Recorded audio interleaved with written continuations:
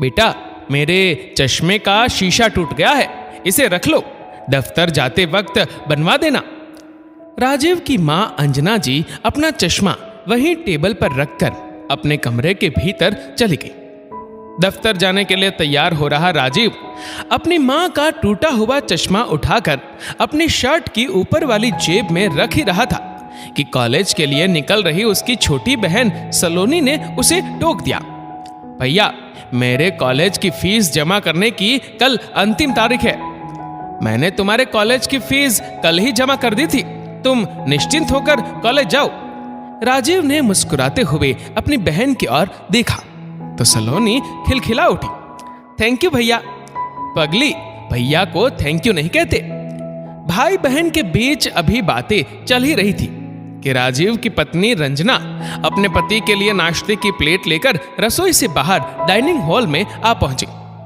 आप इस घर के लिए कितना कुछ कर रहे हैं, इन सब लोगों को आपसे थैंक यू तो कहना ही चाहिए। ये तुम कैसी बातें कर रही हो रंजना, अपनों के बीच कोई फॉर्मेलिटी नहीं होनी चाहिए। ये कहते हुए राजीव ने मुस्कुराकर अपनी छोटी बहन के सर पर अपना हाथ रखा तो वह मुस्कुराती हुई कॉलेज के लिए निकल गई।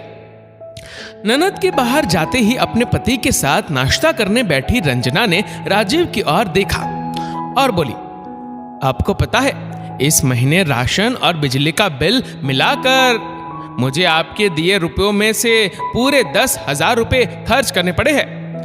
5-7 लोगों के परिवार में महीने का इतना खर्चा तो आम बात है रंजना। जब कमाने वाला 1 और खाने वाले 5 हो तो ये आम बात नहीं होती है जी।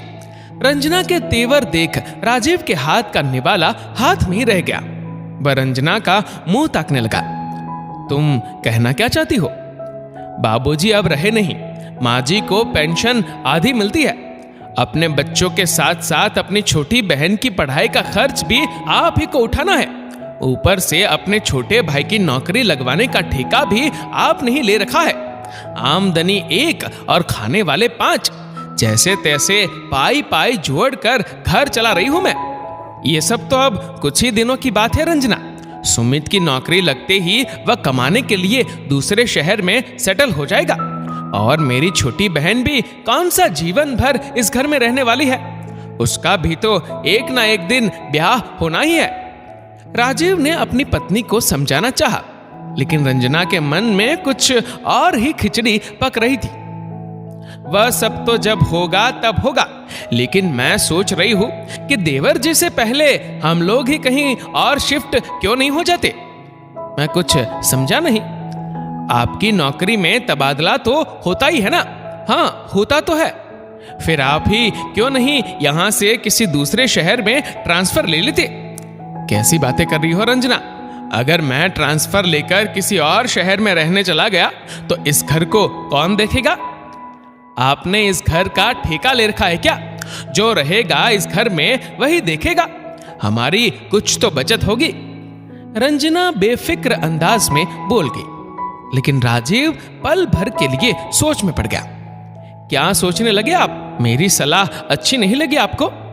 अपने पति के चेहरे पर नजरें गड़ाए रंजना की ओर देखकर राजीव हौले से मुस्कुराया। तुम्हारी सलाह तो अच्छी है, लेकिन इस घर को इसके हाल पर छोड़ने से पहले हमें इस घर से जुड़ी कई और चीजें भी छोड़नी होगी। तो छोड़ देंगे, इसमें दिक्कत क्या है? और वैसे भी हमें कौन सा इस घर से कोई खजाना मिला है जिसे छोड़ने में हमें दिक्कत होगी? फिर तो ठीक है रंजना। सबसे पहले मैं अपने पिता के देहांत के बाद अनुकंपा पर मिली अपनी ये नौकरी छोड़ देता हूं। ये क्या कह रहे हैं आप? बिना नौकरी के आप कमाएंगे क्या और मुझे और अपने बच्चों को खिलाएंगे क्या? ये बात तो तुम्हें सोचनी चाहिए। तुम तो जानते ही हो कि ये नौकरी मैंने अपनी मेहनत के बल पर इम्तिहान देकर नहीं पाई है। मुझे ये नौकरी पिताजी के देहांत के बाद परिवार के पालन पोषण के लिए दी गई थी। इस नौकरी पर मेरा अकेले का कोई हक नहीं है। इस घर को छोड़ने से पहले मुझे ये नौकरी छोड़नी होगी। मंजूर हो तो कहो। अपने पति की बिना लाग लपेट खरी खरी सुनकर रंजना मानो अचानक आसमान से सीधा जमीन पर औंधे मुंह गिरी। अपने दिए हुए सुझाव का पति पर उल्टा असर होता देख वह चुप हो गई कुछ कह न सकी, लेकिन कमरे के भीतर मौजूद राजीव की मां अंजना जी अपने बेटे और बहू के बीच हो रही बातचीत का अंत सुनकर मन ही मन अपने दिए संस्कारों पर गर्व महसूस कर रही थी। दोस्तों, इस वीडियो को लेकर आपकी क्या राय है, नीचे कमेंट करके जरूर बताएगा। और अगर आपको वीडियो अच्छा लगा हो तो इस वीडियो को लाइक करेगा, शेयर करेगा ज्यादा से ज्यादा लोगों तक, और ऐसे ही और भी इंस्पिरेशनल वीडियोस के लिए सब्सक्राइब करें हमारे यूट्यूब चैनल को और फेसबुक पर फॉलो करें हमारे पेज को। धन्यवाद।